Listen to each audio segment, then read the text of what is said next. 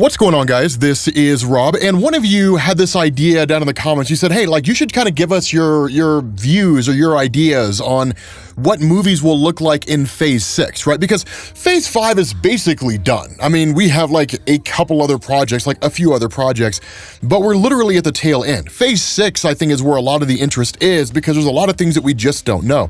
Now, at the time that we're recording this video, D23 is, give or take a few days, about a month away.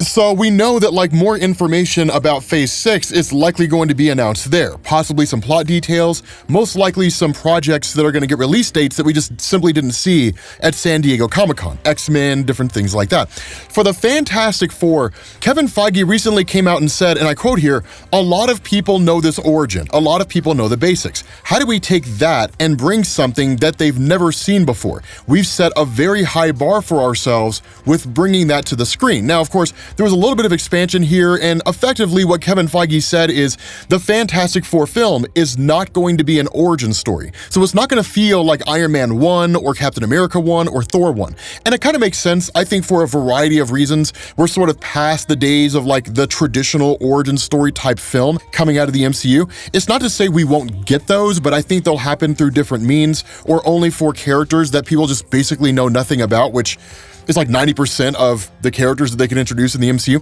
But if it's not going to be an origin film, then the question has to be asked, what kind of film are we going to be seeing? Now, this is where I think things have the potential to become exponentially interesting with the Fantastic Four.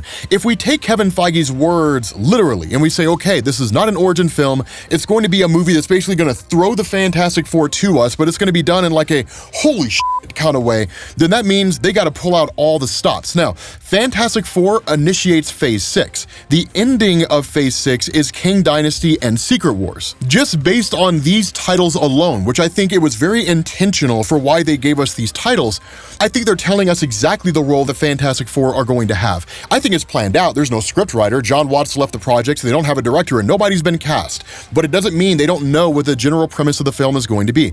What I think is going to happen is that for a lot of you all out there that have this theory in saying that the Fantastic Four have been around since the 60s, but they're time displaced, I think you're right. But I think what they're going to do is they're going to have the Fantastic Four, at least they're going to establish it in some capacity, that they previously faced off against Rama Tut. Now, for those of you guys who don't know who that is, Rama Tut was Kang the Conqueror's attempt to go back into the past and to initially try to conquer ancient Egypt, which he successfully did, and then expand his sphere of influence out from there. Now, over the years, with stories like the adventures of Cyclops and Phoenix, different things like that, what they did is they introduced villains like Apocalypse. They gave him an origin by way of Rama Tut and so on and so forth. But what it would do is it would bring Kang the Conqueror in a more tangible way and saying this guy is more than just a dude who exists in the far-flung future, with a line in Quantumania where he asked Scott Lang, didn't I kill you at some point?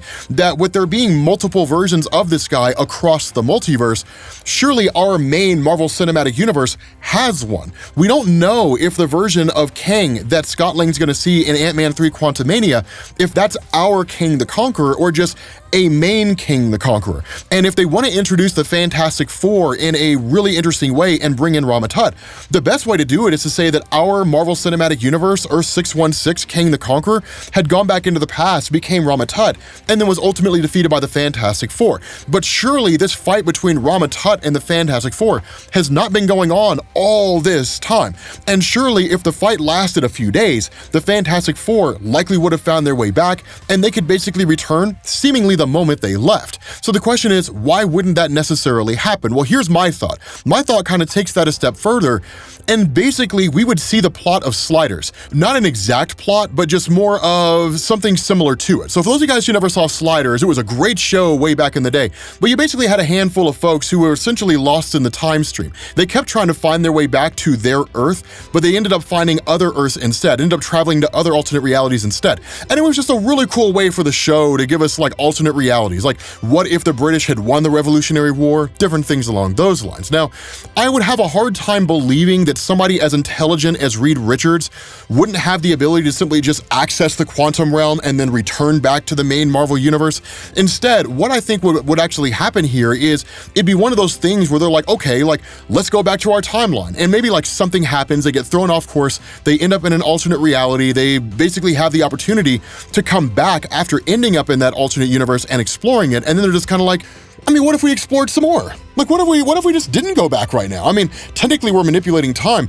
We could feasibly just go back to the moment we left, right? Like literally we see ourselves disappearing, right? Like, I mean, we could do that. So it's not like we lose a whole bunch of time, and that's basically it. And what the Fantastic Four have been doing all this time is exploring the multiverse. But what you can in turn do, and this is, I think, a really great way to roll in both the events of Kang Dynasty in Phase 6, as well as building on the events of Loki, is you could say, okay, as they're exploring the multiverse, they're like, okay, this is interesting, this is cool, this is, really, really unique.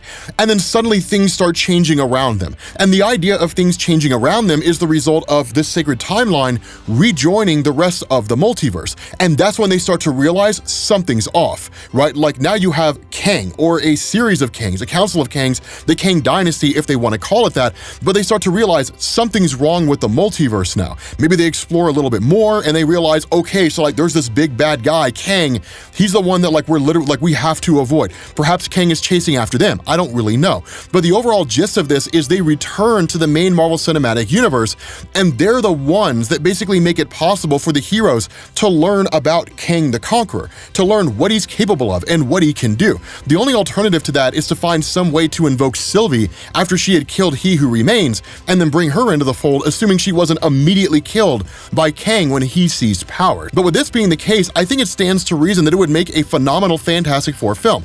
That is basically a movie that shows the team exploring the multiverse instead of just going back home. And then in turn, they basically see the effects of the events of Sylvie killing Immortus, right, He Who Remains, and how that affects the greater multiverse. And then it's through their eyes that we actually start to see how far-reaching the influence of Kang is. That these different versions of Kang all rule in different ways, and that the multiverse itself is in a state of absolute chaos and absolute flux. It's by them that we end up getting the full totality of just how screwed up things are. This leads to them, by whatever manner and whatever means, returning to the Marvel Cinematic Universe and being the way in which the Avengers are able to unify and potentially defeat Kang the Conqueror. If we want to take this a step further and we want to make the Fantastic Four even more essential here, what we can say is that sure, Scott Lang has the ability to access the quantum realm. We don't know how far-reaching his ability to access the quantum realm is. Can he manipulate time the same way that like Tony Stark did during the events of Avengers Endgame? Is it one of those things where he's just not quite on that level yet? Assuming that Scott Lang and Hank Pym have not mastered time travel by way of the quantum realm, then we use the Fantastic Four for that. In that, if my theory on the fact that either Kang Dynasty or Secret Wars is essentially Avengers Forever, whereby you get a unification of different Avengers from across the multiverse, the Fantastic Four are the ones that make that happen. The Fantastic Four are like, okay, so we know how to access the multiverse. We can get to other realities, right? We don't really have to use the quantum realm per se. Maybe once Reed gets back, he constructs a device, the bridge, basically, from Jonathan Hickman's Avengers, really his Fantastic Four run, and then eventually his Avengers and New Avengers run, that let them look into other realities so they can observe and decide which one of these Avengers do we want, that kind of a thing, and then snatch them up and bring them in.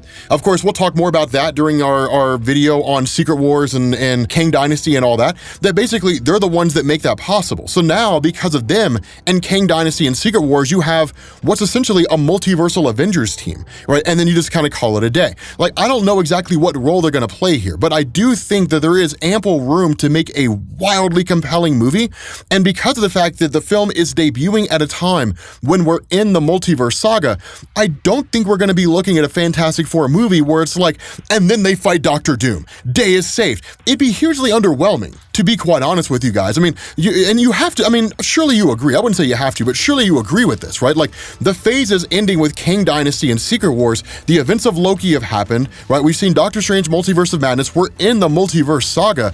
It feels like it'd be a huge letdown that, like, the Fantastic Four film happens and they just fight Doctor Doom. It seems like it'd be hugely disappointing. So again, my thought on this whole thing is that it's going to be the Fantastic Four, right? To kind of sum all this up, that the Fantastic Four film is basically going to be a film that's going to give us the team that's initially time displaced. They explore the multiverse to a degree. They start to realize that the multiverse is severely screwed up and that Kang the Conqueror, there's so many variations of him, and that they're in the middle of this giant multiversal war. They end up coming back to the main Marvel Cinematic Universe, and they become the center focal point by which the forces that are made available to defeat, that are basically marshaled together to defeat Kang, are all brought together in the first place. They literally become the linchpin, the center point of the entire superhero community, which is what the Fantastic Four essentially always were in the comics. But with that being said, guys, we're going to bring this to an end. Let me know what you guys think about this down in the comments section. Thank you all for watching, and I will catch you all later.